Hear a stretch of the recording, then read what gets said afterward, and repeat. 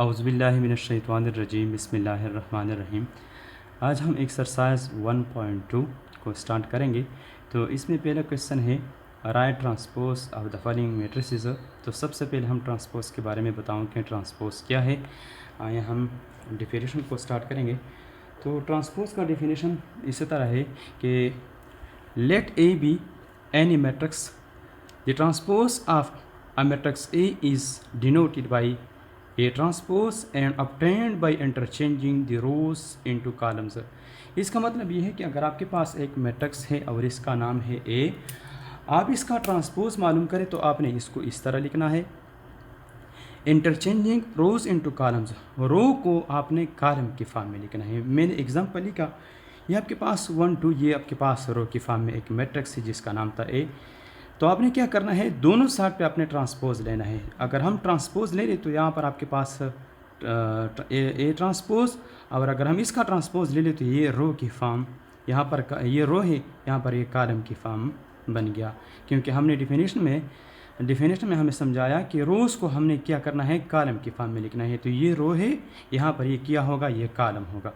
अब हम जब मैट्रिक्स बी का ट्रांसपोज मालूम करें तो वो हम किस तरह करें, देखो यहाँ पर 1 2 3 ये क्या है, ये रो की फॉर्म में है। अब यहाँ पर हम क्या करें, यहाँ पर इसको हमने कॉलम की फॉर्म में लिखना है। तो थोड़ा देखो 1 2 3, ये आपके पास क्या होगा, ये आपके पास यहाँ पर ये रो 1 होगा, यहाँ पर ये कॉलम 1 होगा।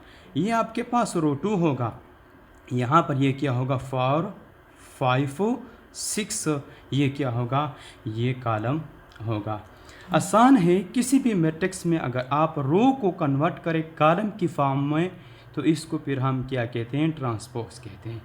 आए हम एक्सरसाइज को स्टार्ट करेंगे। तो एक्सरसाइज में हमारे साथ क्वेश्चन नंबर 1 में पार्ट्स नंबर 1 लिखा है right transpose of the following matrices. तो पहला पार्ट है पी, आपके पास एक मैट्रिक्स है 1 2 3 4। रिक्वायर्ड में क्या है कि आपने ट्रांसपोज को फाइंड करना है। Solution taking transpose on both sides, यहाँ पर आपने दोनों साइड में ट्रांसपोज लेना है। देखो ये भी ट्रांसपोज है और ये भी ट्रांसपोज है। तो ये 1 2 हमने क्या करना है, 1 2 को हमने रो की फॉर्म, यहाँ पर 1 2 रो की फॉर्म में, हमने यहाँ पर कॉलम की फॉर्म में वो लिखना है 1 2। यहाँ पर क्या होगा 3 1, ये इसका आंसर होगा। पी ट्रांसपोज को मालूम हुआ 1 3 2 1, आसान है। इसके बाद है हमारे साथ सेकंड पार्ट। अगर आप देखो किताब में तो ये आपके पास सेकंड पार्ट होगा। देखो P is equal to, P किस के बराबर है, LMNP, ये आपके पास सेकंड पार्ट है क्वेश्चन नंबर 1 में। तो ये आपके पास गिवन है, रिक्वायर्ड क्या है कि आपने ट्रांसपोज फाइंड करना है। अब इसका सोल्यूशन को देखो, taking transpose on both sides, आपने दोनों साइड पे ट्रांसपोज लेना है। तो क्यों का ट्रांसपोज इज इक्वल टू बराबर है LM, यहाँ पर रो है, यहाँ पर आपने कॉलम की फॉर्म में लिखना है LM। यहाँ पर NP आपके पास क्या है, कॉलम की फॉर्म में है, यहाँ पर आपने रो की फॉर्म में, यहाँ पर आपने कॉलम की फॉर्म में लिखना है NP। तो P क्यों का ट्रांसपोज भी मालूम हुआ, क्यों का ट्रांसपोज बराबर है LMMP, ये इसका आंसर होगा। इसके बाद पार्ट नंबर 3 है, गिवन हमारे साथ क्या है, R इज इक्वल टू 6, यानी R बराबर, R का मैट्रिक्स किस चीज़ के बराबर है, 6 के बराबर है। हमने दोनों साइड पे ट्रांसपोज लेना है, तो R पर ट्रांसपोज लेना है और 6 पर भी ट्रांसपोज लेना है। तो R का ट्रांसपोज भी किस चीज़ के बराबर है, वही 6 के बराबर है। 1/1 मैट्रिक्स को ट्रांसपोज करने से इस मैट्रिक्स पर कोई असर नहीं होती, और दूसरा मैट्रिक्स आइडेंटिटी मैट्रिक्स है कि इसकी ट्रांसपोज करने से इसकी एलिमेंट चेंज नहीं होती। एक 1/1 है और एक आइडेंटिटी मैट्रिक्स है। तो अगर आप देखो तो R का ट्रांसपोज किस चीज़ के बराबर है, R का बराबर है, क्योंकि हमने पहले हम लोगों को समझाया कि 1/1 मैट्रिक्स और आइडेंटिटी मैट्रिक्स को ट्रांसपोज करने से इस पर कोई असर नहीं होती। इसके बाद हमारे साथ पार्ट नंबर 4 है, गिवन में हमारे साथ एक S मैट्रिक्स है जिसका नाम था S। रिक्वायर्ड क्या है कि आपने S का ट्रांसपोज फाइंड करना है। तो S का ट्रांसपोज क्या है, taking transpose on both side, हमने दोनों साइड पे ट्रांसपोज लिया।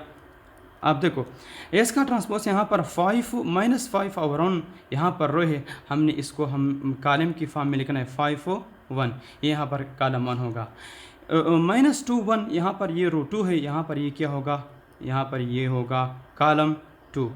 4 4, यहाँ पर रो होगा, यहाँ पर क्या होगा, यहाँ पर कॉलम की फॉर्म में होगा 4 4, तो एस का ट्रांसपोज भी मालूम हुआ। इसके बाद हमारे साथ लास्ट पार्ट है क्वेश्चन नंबर 5।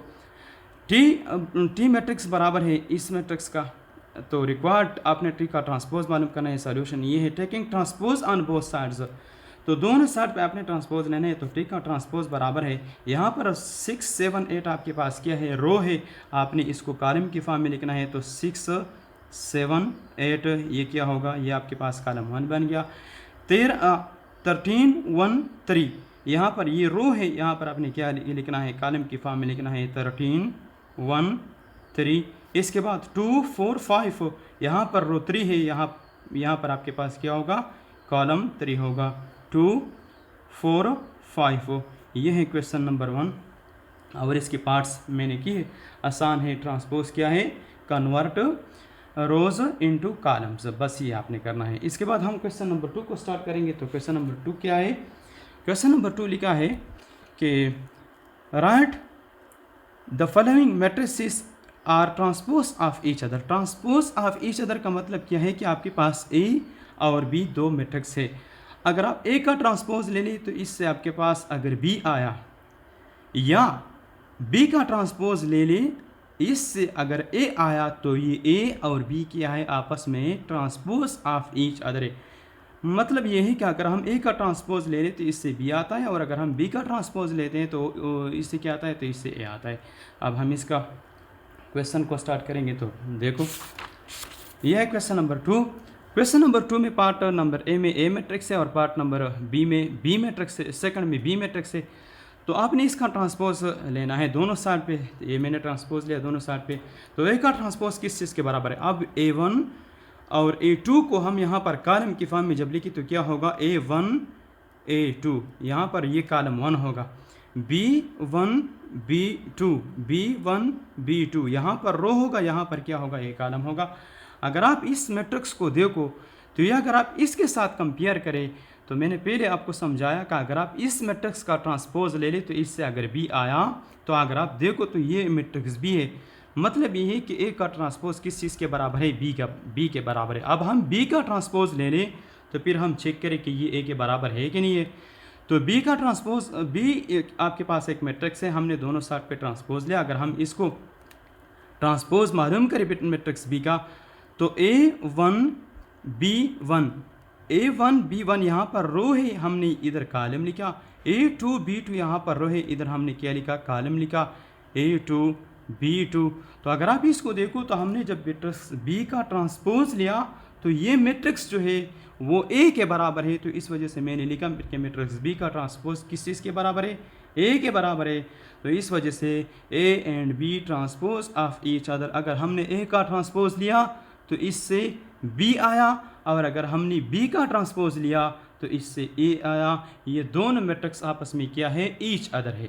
इसके बाद पार्ट नंबर 3 और 4 को हम करें। मैट्रिक्स सी हमारे साथ इस चीज़ के बराबर है और मैट्रिक्स डी हमारे साथ इस चीज़ के बराबर है। हमने दोनों साइड पे ट्रांसपोज लिया। अब सी का ट्रांसपोज हम इधर लिखे, यहाँ पर -3 1 और -1 हम इधर कॉलम की फॉर्म में लिखे।